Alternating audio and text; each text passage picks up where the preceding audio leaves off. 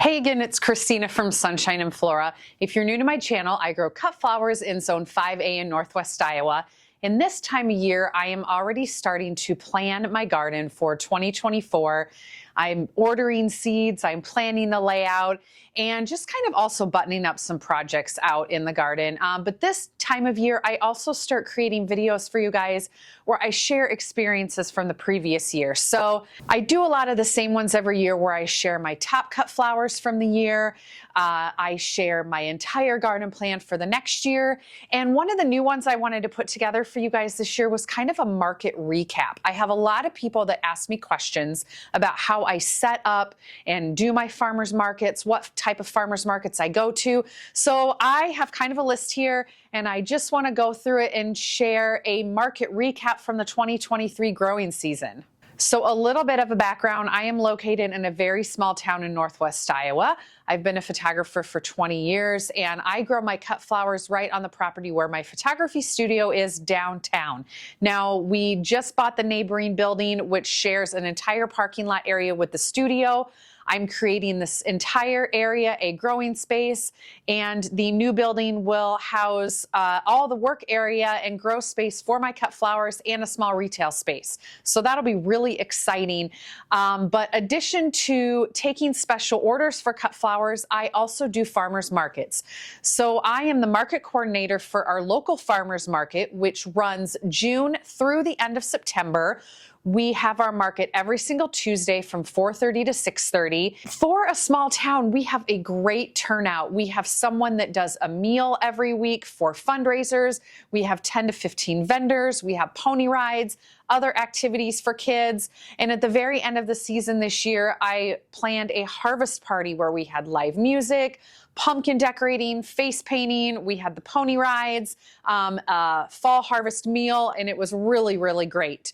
So one of the main markets that I do, obviously, is that local market. And again, it's every single Tuesday. It's from 4:30 to 6:30. And throughout this video, I'm going to be throwing pictures up on the screen too so you guys can see. But I do a very simple layout for this market. I take one 10 by 10 tent, I have one table, and then I usually will take between 8 and 12 large bouquets that I sell for $15, and then I usually take about the same amount of the mini bouquets, which I sell for $5. And that seems to be the sweet spot of the amount of bouquets because I pretty much sell out every single week. Now, earlier in the season when I have peonies, those are a little more expensive. I do $20.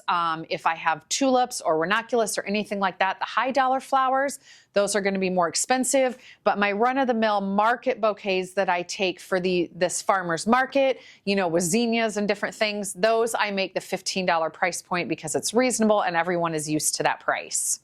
Any special orders that I do obviously are a higher price point. So my harvest schedule for that farmer's market is Monday morning is harvest, and then those flowers will condition in here in the studio at air conditioning in the water for 24 hours. The market starts at 4:30 on Tuesday. So typically after lunch on Tuesday, I put those bouquets together, and then I go down to the market about 3:30, block the street off, and start setting up. So it's a pretty simple, straightforward schedule. Next year, I foresee myself doing the exact same thing as far as setup. It's worked really great, and that particular harvest and getting ready schedule really seems to work well for me. Towards the end of the season, I do take some small to medium specialty pumpkins, ones that I have left over from a bigger market that I do. But typically, the large bouquets and the mini bouquets are the products that I sell there all throughout the season. Now, in addition to this weekly farmers market, this last summer, I did do a farmers market in a neighboring town a few different times. While they are a bigger town and they get a lot of support for the meals, I never sell as much there. And with my photography schedule, it is just really hard to schedule time to go down there. So I think looking forward next year, especially when we have the building renovations going on, I don't think that I will be doing that market in the future. I think for the local farmers market on Tuesday, that is the one that I'm going to be concentrating on. So with my local market being the only actual farmers market that I do, I did do 2 larger markets this year, and I definitely will continue to do those. So the first one that I did was in August, and it was located about a half hour away. It was actually a coffee shop that put it on, and it was a vendor market, and they had probably 15 to 20 different vendors, and it was the first time that they have ever had anything like that in their town, just on a Saturday morning. They do have a vendor fair for their small town festival that is a couple months earlier, but they've never had a farmer's market or like a market like this at their coffee shop, and so it had an amazing turnout. If I remember right, I took maybe 30 of my jelly jar arrangements and maybe 15 or so of my larger bouquets. I remember having some left over at the end of the day. I did a Facebook post and then pretty much got rid of everything. And I think that now that town has seen how fun something like that can be, I think it will continue to grow, and I'm really hoping that they do a spring one. They did have another one in the fall, but because of my schedule, I was unable to attend. And actually, because it was so late in the season, I don't know how many flowers that I would have had anyway, but if they do one in the spring and I had early season tulips or daffodils or ranunculus, I think that that would be perfect. So that is definitely something that I would like to try again. Now, the other big market that I do, I have done for the past 3 years, and if you've been following my channel, you have seen me do specific videos on this market.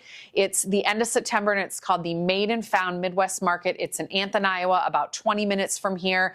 It is made up of 80 vendors that are all handmade, homegrown, refurbished. They have food trucks and live music, and it is an amazing event. And I mean, they draw thousands of people, and it is a very, very small town. So as long as they continue to do that market, I will be doing that market. So that is on a Saturday in September. My harvest and prep schedule for that is I go down and set up very early Saturday morning as far as the product goes. Friday, the day before, I set up my structure. So my tent, my tables, get that all set up, and then you bring your products in Saturday morning. Friday is also the day that I assemble all of my bouquets.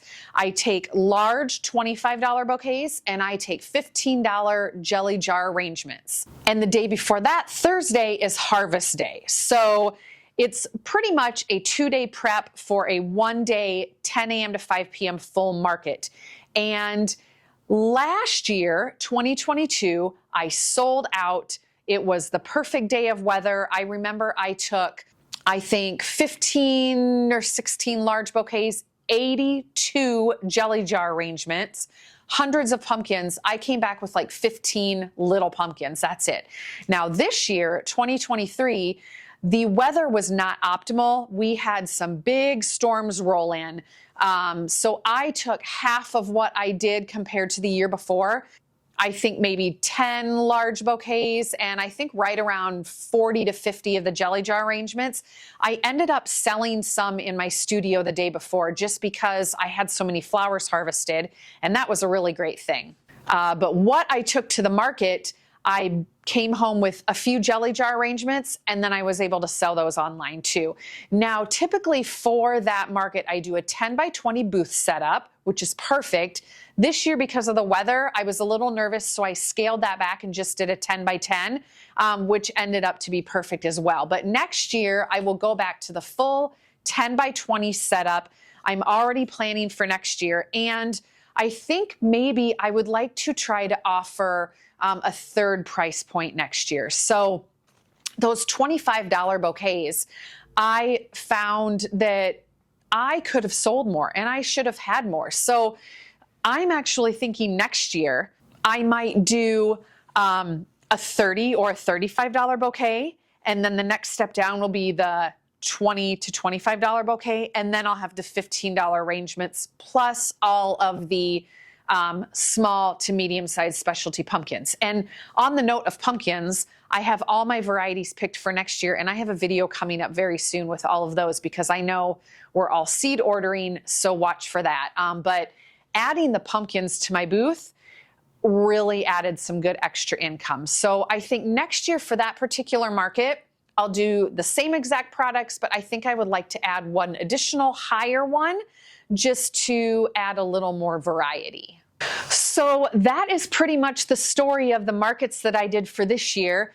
If you happen to not have a local farmer's market, I would highly recommend finding one close to your area, because when I started doing cut flowers, that was the very first thing that I did, and that is definitely what helped get the word out that I was offering cut flowers, besides social media. But social media is not in person. I feel like when I went to the market and people came and saw my flowers in person and purchased them and realized that they lasted 2 weeks in the vase, that is actually the experience that they got versus just seeing photos of them. So while social media is great for advertising, getting in front of people and actually getting your products in front of people really goes a long way. So if you're just starting out and you're trying to market and sell your bouquets, get to a local farmer's market, even if it's just once a month, because I really think that that is a great opportunity to get your flowers and your face in front of a lot of people locally.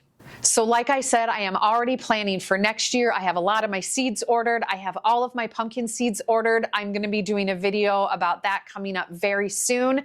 I also am already starting to work on my entire garden plan, which you guys know that I do a video on that to share all the varieties I'm planting and how many and how my garden is laid out. So I'll be sharing that probably after the first of the year.